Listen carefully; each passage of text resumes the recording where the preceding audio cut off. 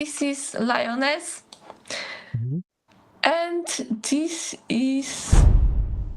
But for someone who just wants to start out, who has no idea about the hair system, maybe do you have a resource?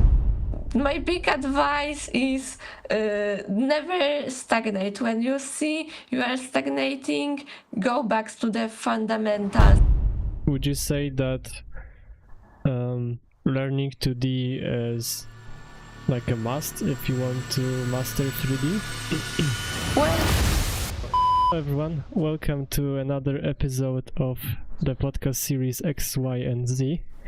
And my today's guest is Joanna Kobierska, a very talented 3D paleoartist and 3D artist that has won multiple awards and has been mentioned, and her artworks are in some of the museums. Welcome. hello everybody. Let's start with the first question, of course, as always. Is there an animal you've worked on that you found particularly frustrating or less enjoyable?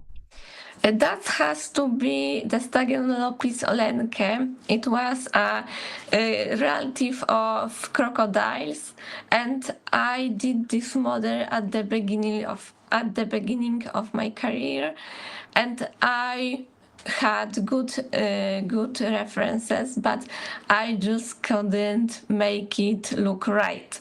I knew that they had rows of osteoderms, and they had to have special numbers of those osteoderms, and I couldn't just fit them on the model, and I just moved them around, and it never looked good. And I think it's one of those reconstructions that I failed, and it's a shame because it's one of the few illustrations of this species, so I have to live with the shame every time when I'm searching it in the Google Images. So if you were to once again reconstruct the animal, do you think you'd still struggle with making the scales, or now it wouldn't be much of a issue? I think I'm more skilled now, so maybe someday I will take it as a challenge to redo it this time correctly and with the better artistic merit. Oh yeah, and how long ago was that where you were making that animal? I think it was around 5 years ago. Oh, okay, that's. I'm sure that now it would look a lot better considering your most recent works. Okay, so another question. How do you prepare for a new sculpting project? What references do you rely on? And do you collaborate with others for scientific accuracy, especially in reconstructions? Yes, the collaboration in paleoart is very important part of this specialty, because we have to take advantage of the knowledge we can get from the fossils, and the knowledge is in the hands of the paleontologists, so it's best to have good relations with them and to collaborate with them on creating a scientifically informed reconstruction. So it's very important to gather a lot of references, read some papers, search for inspirations in them. So yeah, so if you taking on a paleoart job, talk to any paleontologist you can, because it will always be beneficial to collaborate.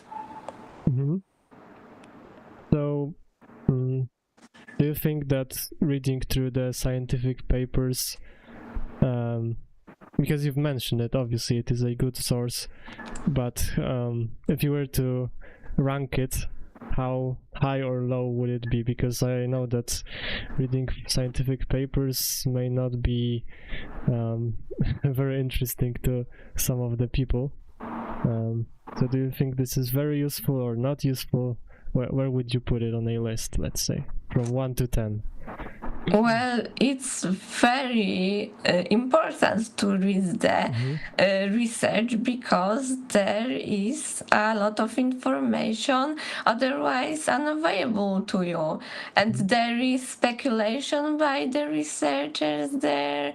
I would rank it on the, I don't know, on the second place in the ladder of importance. So this is something you shouldn't skip. No. No, never. Okay, I see. Right, thanks for the answer. Now a question more about mental, let's say. How do you handle days when inspiration is low? Do you have any routines or habits that help you get back into the creative flow? I think the best remedium for this problem is to show your work to your friends, or if not friends, to on some forum or Reddit, anywhere where you can get some critique, because other people can look at your work and find mistakes you didn't know about them, or they could see a new potential angle you could take your work in, or maybe they could have some technical advice you needed. Always ask some people for advice. The most generic advice, just take a break also. So yeah, it is very important to try to look at your work with different eyes, whether through other people's eyes or your eyes the next day. Yeah, that's true, definitely. Yeah, so whenever you feel out of energy, let's say you don't want to work on a project, so let's say you go on a walk, right? That's what you would do. Yeah, walk is good too. Okay, I see. What are some personal or professional goals you're excited about in the near future? Well, I'm going to have a lot of free time. So I have an ambition to learn grooming in Houdini. I had some professional dealings with it, and I want to take it on another level. I tried to make sense of the Houdini's feather workflow, and it's very powerful, but I didn't quite get it the last time I tried, so I will try it again, and it's my next goal, yes, because not a lot of people can do really good feathers, and I see a lot of anatomical mistakes, and I will always say to myself I could do it better, but there were always some technical difficulties stopping me, so I'm trying to work them out. I see. But if you were to, say, compare Blender to Houdini in terms of creating fur or feathers, which one is better? Like, considering that Houdini is more difficult. Houdini is more powerful, but it's a very pricey software, and Blender has the potential to do the same things as Houdini, but it's not so much in the professional settings. So if you are looking for clients, they will always ask for Maya or Houdini groom. So yeah, but Blender is still very powerful, and you can coax it to make things on the same quality as Houdini. I see. So you've mentioned Maya. I do have a question connected to that. What makes Blender your preferred tool, even when other softwares might offer better tools for things like realistic fur or feathers, such as Maya with XGen or Houdini? So I mentioned that Blender is free, and it's very big advantage that it has over other software, but other big advantage is that there is a lot of tutorials and documentation online. You can probably work out all the workflows through watching tutorials. All the problems you potentially have have instant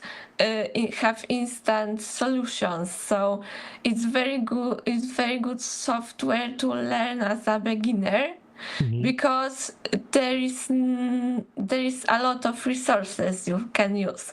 Maya and Houdini have good tutorials, but they are usually behind a paywall, and the documentation is not very useful for you if you are beginner or are just starting in those softwares. So yeah, Blender is very good because it has a lot of, it's very available for everyone.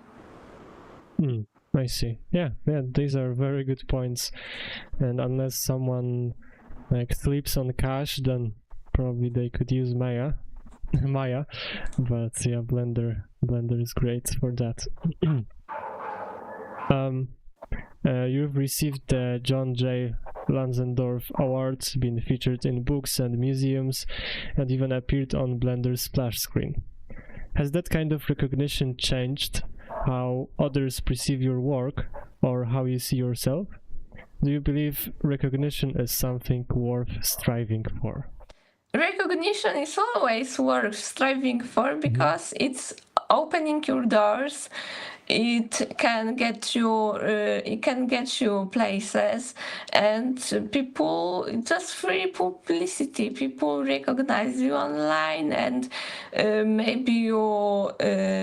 maybe you find yourself on some mailing lists for the professionals that give you some professional opportunities. So it's always good to be recognizable. So it's very important to have presence online and participate in the contests and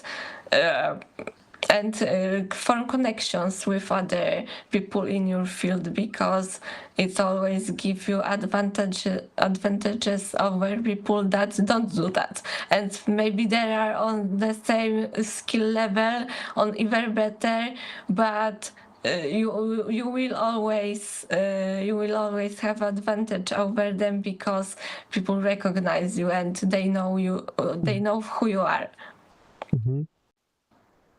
But did you notice like a big difference after, let's say, you've won that prize, like before and after? Did you have more clients, for example, or people just reaching to you? Yeah, there was very big difference, but I don't really can compare, because it was at the very beginning of my career. So before that I didn't do much of 3D. Well, the Lanzendorf prize was my second project in Blender, and the Blender splash screen was my first project in Blender. So yeah, there is a difference before and after, because before I was complete beginner, and after I kind of did 2 projects already. Oh, I see. Yeah.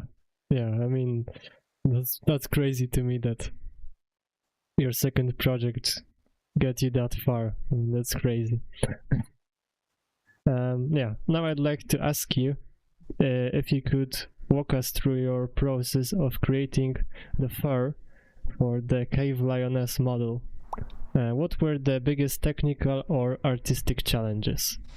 So the biggest difficulties I had with it on the technical side, because there is a lot of fur on that lion, so I had problem with getting it all visible in the viewport.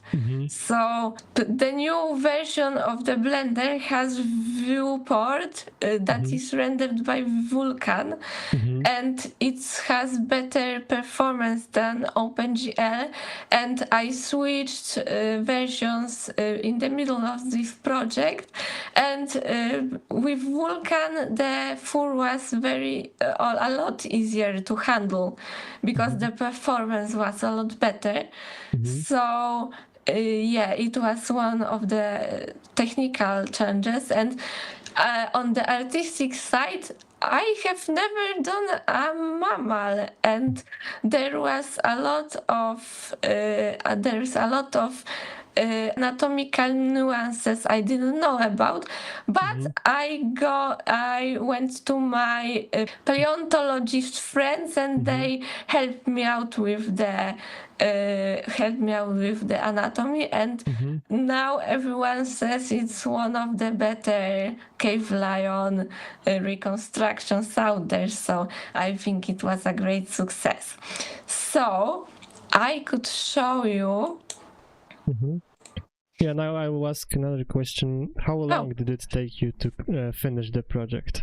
Well, I did it after work, and after I made dinner, and after I cleaned, so it was maybe 2 hours, 4 hours a day. So I started it February, and now it's August, so it was solid 6 months of work. But as I said, I didn't do it full time. So for potential clients, I can be a lot faster. It was a project to see how far I can push Blender when it comes to fur. So it was my main objective, and I spent a lot of time optimizing and trying a few different workflows and all things like that. So it was more development piece than strictly artistic project. But it turned out great. I love it. Oh, yeah, I agree. It is great. So this is lioness, and this is her fur system. As you can see, there's a lot of them, because the Blender has better performance when the hair systems are fragmented. I started with one big hair system for everything, and the performance was atrocious. So I divided it for limbs, for places when I needed more density, and things like that. So I can show you now guides. I'm turning it all down so it won't take a lot of time to load. So this is with all the modifiers. By guides are here. So as you can see, I research a lot the direction of the fur. So it's very important that you do it right, because otherwise your model will look like a plushie. So the main direction is that most of the hair is following the direction towards tail and towards the stomach. But the fur changes direction towards head on the mane. I researched it in comparison to other pantherins. Pantherins are the members of the close cousins of lions. So cave lion was the closest species to lion. Otherwise, today it's jaguar or leopard, depending on which studies you take as the correct one. So I assumed that cave lions would have reversed direction on the mane as well. Fur on the face goes towards tail and towards the middle of the face and towards the cheeks on the cheeks. So and there is a spiral here. It's very important to nail it because it will look more realistic. The same with the spiral on the shoulder. I had a problem with the density here, so I have special system to fix it. It's called holes.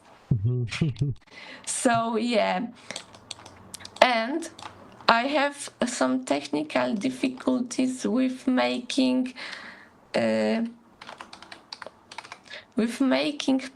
parted fur on the limbs and on the neck. I can show you on my references.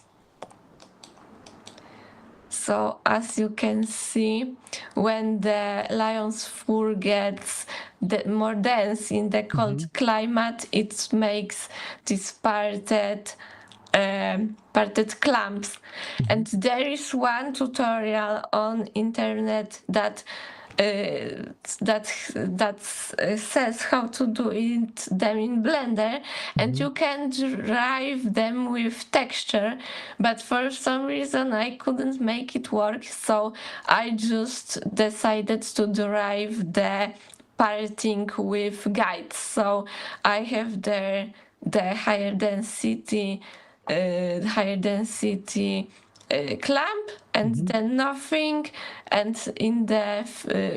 when the density is turned on 100%, they just go either there or there, and there is this parting line I really wanted to nail. So yes, that was the main things with the lioness, but I could also do a brief tutorial of how to do more generic fur. Oh yeah, please do. So maybe I will start with UV sphere.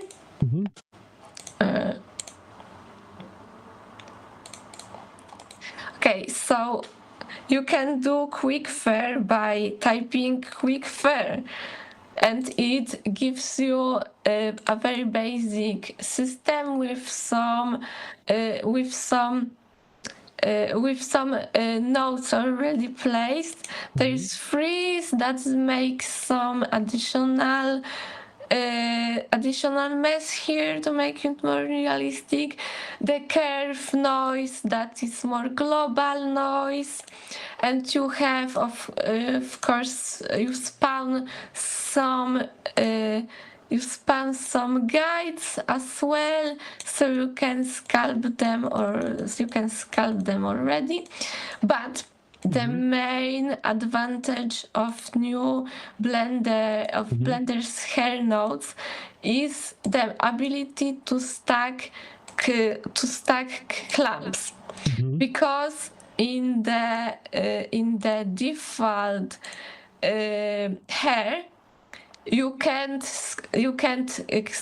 stack clamps, and you have to drive your lamps by guides, and it creates a problem that you have to have a lot of guides to make clamps look good. But in the new system, you just drag your clamp hair curves once and you have bigger clamps. Maybe let's give it maybe more density. Yeah, and you can just stack another node and you can choose lower number, even lower.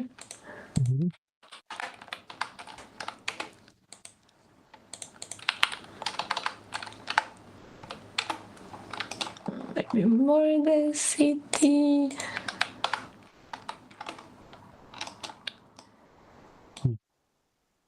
Yeah, that looks really good, honestly. Pretty realistic. Already, even if the flow hasn't been established.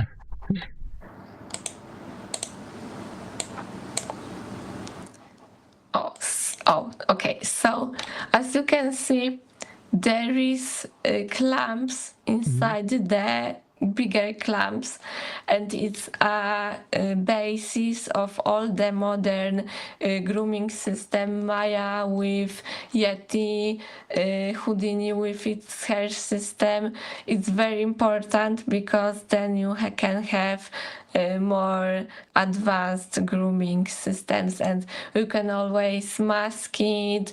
You can always go to the nodes and drive it with some randomness, and it's very important to go on this more advanced level than just some default settings, because then you get more you can get more resolution, and it just looks good and realistic. So yeah, that was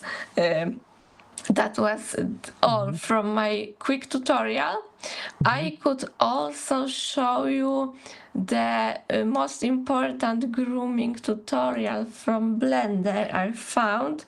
So it's how to make procedural full in Blender geometry nodes. This guy goes very deep into the details here. As you can see, he is editing this node in Geometry Nodes Editor. It's a big step up because it's very important how you work in Houdini. You can edit everything. So you can edit, you can give very, very specific values here, random values, drive it with the color ramp, drive it with the texture. So it's very important to learn those more advanced things. So if you are interested in grooming in Blender, I advise you to watch this tutorial second by second and just absorb everything. So this is the best video on making fur or hair. Yes, it's the most complex one, because there's some good tutorials about the basics, but this tutorial is the best because it goes in the nodes and how to edit them, and shows some very, very helpful combinations what you can do there. So it's the most advanced for the people. It's the best tutorial for the people who already have some idea. But for someone who just wants to start out, who has no idea about the hair system, maybe do you have a resource, or just search random tutorial that covers it. They are pretty similar to each other, and they are all rather good. So just search it, and if it doesn't have what you want, you can search another. It's Blender. There is Yeah. a lot of resources. Exactly, yeah. If you were to make feathers for a dinosaur, you would also use this hair system? Nope, because it still doesn't have the functionality I find very useful in the default system. So when you go here to the render options in the particle system, you can choose render as object, and then you choose your feather or I don't know, haircut or something else, and you can just spawn it as the curve, and it's simpler to do it in the hair nodes, because I'm sure you can do it in hair nodes, but I just never tried because it's already here. And there is another good option with the hair particles. It's called instance, like particle instance, and does the same thing, the similar thing that this render as, Okay. but it displaces object along the curve. The particle system only spawns the object, and you can only groom it on the axis. It doesn't. Okay. It doesn't follow the curve all the way. I see. Right, yeah. I mean, that's super useful. Thank you for sharing that. So I will have a few more questions. What has been the most challenging part of your journey as a 3D artist, and how did you work through it? I would say it's stagnation, because as I mentioned earlier, I had these huge successes at the very beginning of my career, and I just grew too arrogant, and I thought that I'm so great. What would I ever improve? But it was very flawed mode of thinking. So now I'm trying to work on that. So right now I'm doing some tutorials on the traditional art, some fundamentals, anatomy, perspective, color theory, all those things. And it was very helpful to learn for the development of my 3D toolbox. And yeah, my big advice is never stagnate. When you see you are stagnating, go back to the fundamentals and do some sketching, maybe sculpting in clays, but I hate it because it's dirty. But it may be helpful for you. So yeah, it's very important to never let yourself get comfortable. Oh yeah, that's amazing advice, and I believe it has been said by some professionals on this podcast before.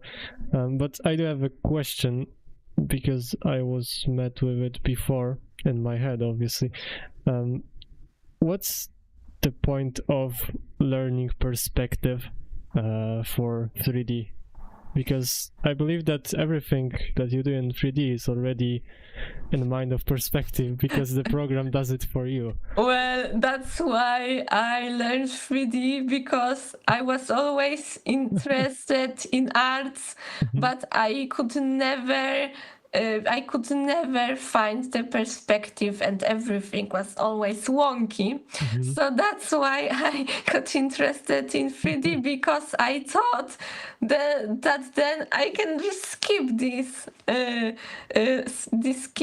problem. But learning perspective helps you with to better your observational skills. But because you never do something without references. So learning perspective helps you with reading your references better when it's a building or some other parts of animals, some anatomy. Perspective always helps you to imagine the things you are doing in orthographic perspective. So you can get more of out your references that are never perfect, and they are made with different focal points and all things like that.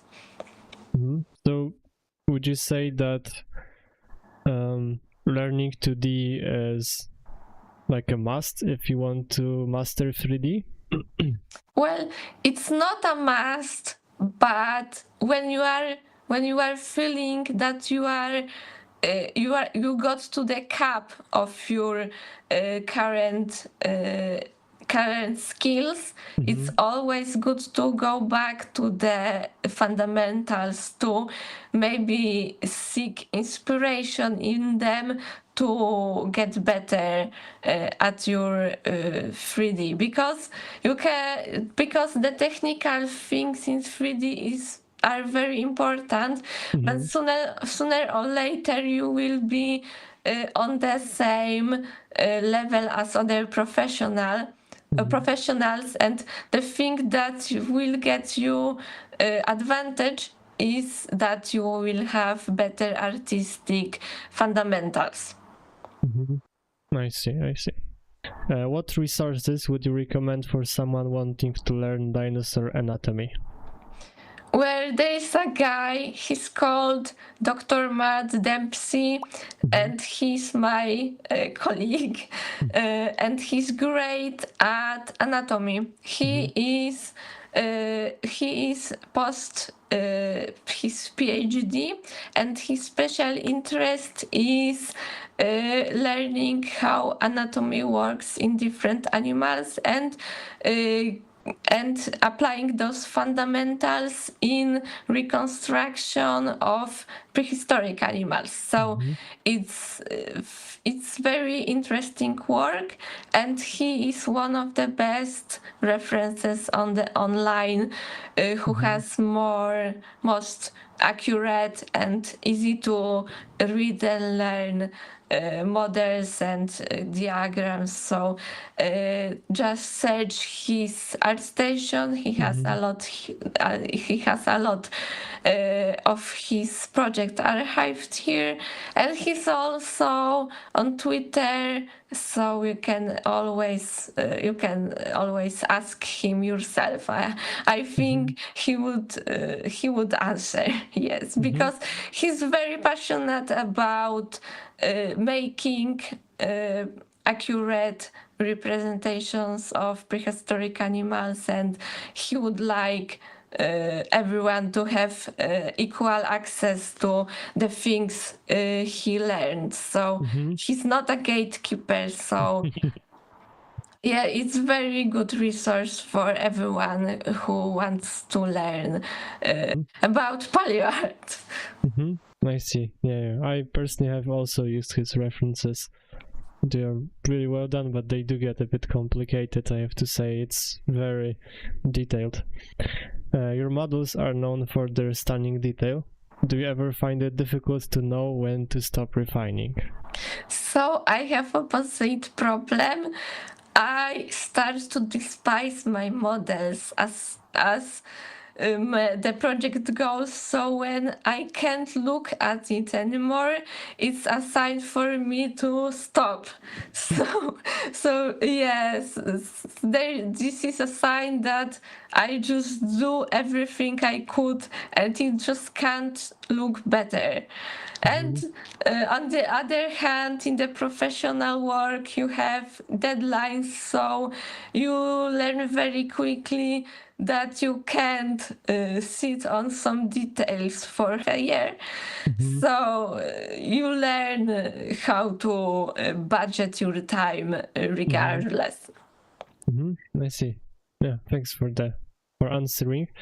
And now it's the second phase, or the second part of the interview, which is my favorite because I don't get stressed, but my guest does get stressed.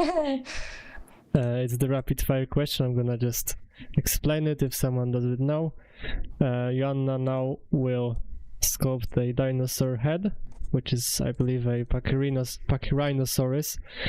And if that wasn't hard enough, she has to do it her best in 10 minutes while answering my short rapid fire questions. And go.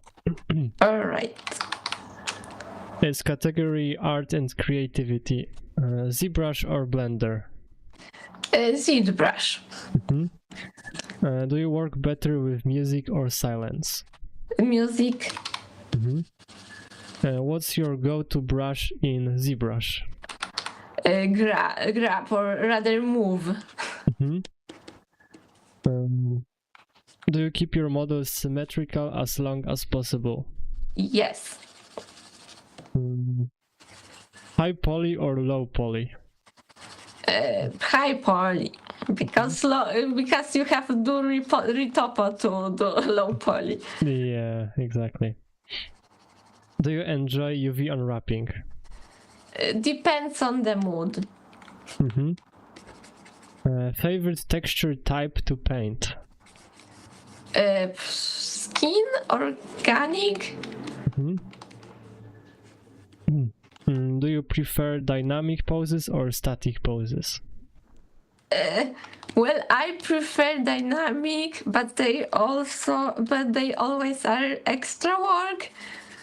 But it pays off, so yes, dynamic. More fun to sculpt, scales or feathers? Scales, because I do feathers procedurally or with the tools in Blender. Do you like doing turntable renders? They are not necessity, so I don't know. I have to. Okay. Clay build-up or standard brush? This is a tricky one. Well, clay build-up, but standard brush is more versatile. Yeah. Do you start with a sphere or a base mesh? Usually. Base mesh. Substance Painter or Photoshop? Oh, Substance Painter.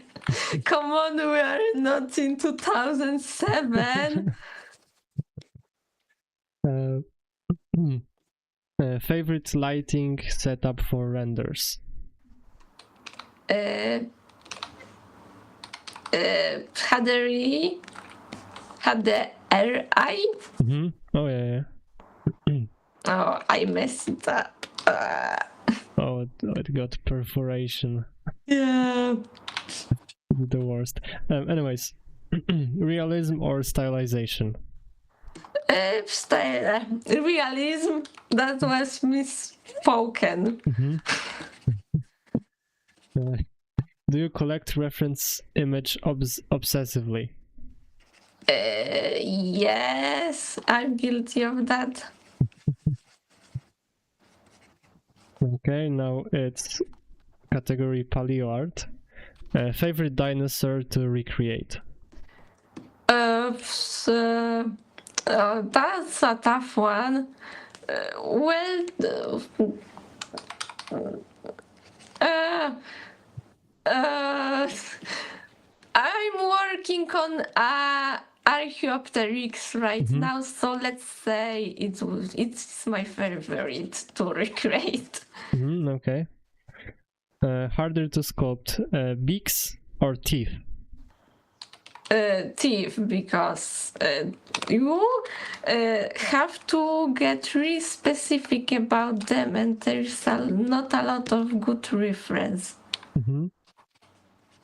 Do you prefer marine reptiles or theropods? Theropods. Marine reptiles are kind of lame, to be honest. Do you give your creatures speculative colors? Yes, that's only way to do it in paleoart. Even if we have some idea, like with the anchiornis, there are always part of it that we are not sure what they looked like, especially in color. Oh yeah.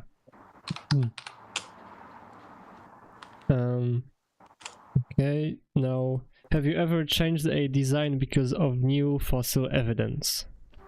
No, because I tend to do the known species that have very good references already available. So, not yet. Okay.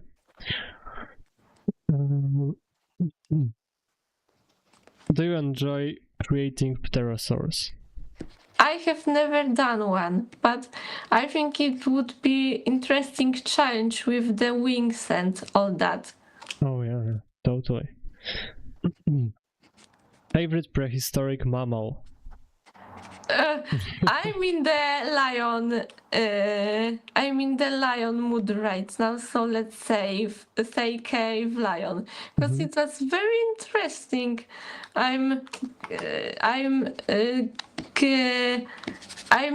I'm preparing a longer thread on Twitter about it, so I got really fascinated with it. Okay, awesome.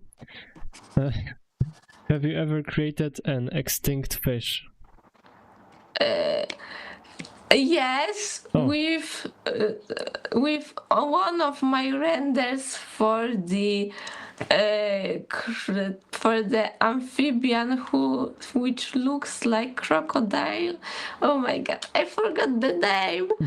But in one of the renders, it has fishes swimming around it, so they are prehistoric. I completely reference them from the fossil materials, and they are not, improvised at all. Do you prefer dramatic action scenes or calm natural poses for your renders? I love dramatic scenes, but I don't always do them because they take more time to set up. So, yeah. Do you add environmental storytelling to your paleoart? Kinda, yes. Do you research plants from the same era before including them in your work? I do, but I have one pack with the flora assets, and I just use it. I just always use it, but I pick plants that would be kinda possible for the era I'm going for. Favorite museum you've visited? Oh, that would be. I don't know, the one in the Berlin. Yes, I haven't been to a lot of museums, but the Berlin one was very impressive, so let's say it was that. Mm-hmm. Do you keep any fossil replicas? No, because I don't have space for them. Which part of anatomy is most frustrating to get right? Face, but well, you have to look out for every part. But face is very specific, so I always take more time sculpting it until it looks good. Mm-hmm.